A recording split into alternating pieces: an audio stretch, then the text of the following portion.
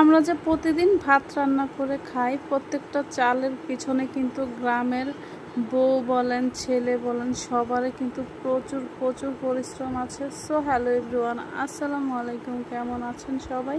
আল্লাহর রহমতে ভালো আছেন, সুস্থ আছেন। ভাবছেন আমি কাদের কথা বলছি? আমি বলছি গ্রামের সহজ সরল মানুষদের কথা। তারা এই তো এত রোদ হোক বৃষ্টি হোক তাদের কাজ কিন্তু থেমে নেই। আজ কিন্তু প্রচুর রোদ পড়ছে, কিন্তু এখানে কিন্তু ধান ভাপ দেওয়া হচ্ছে, ধান সিদ্ধ করা হচ্ছে। আসলে বিশেষ করে গ্রামের বাড়ির বউদের কিন্তু ঝড় বৃষ্টি রোদ যাই হোক তাদের কিন্তু সব সময় কিন্তু কাজ এভাবে করে যেতে হয়, কারণ তাদের শীত লাগতেও নেই, গরম লাগতেও নেই, যেহেতু বউ বলে কথা।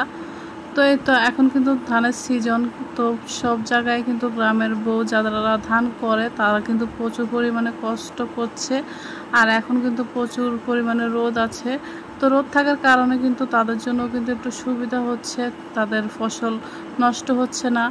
তো আল্লাহ তাআলার অশেষ মেহেরবানি, উনি সবাইকে সুযোগ দিচ্ছে। আসলে যারা শহরে থাকেন তারা কিন্তু সচরাচর এই পরিবেশটা দেখেন না। আসলে সামনে থেকে ওই পরিবেশটা দেখতে কিন্তু খুবই ভালো, খুবই সুন্দর লাগে। তো যাদের ইচ্ছে হয় তারা কিন্তু এই সময়টা কিন্তু গ্রামে এসে কিন্তু ঘুরে যেতে পারেন, আর পরিবেশটা কিন্তু উপভোগ করতে পারেন।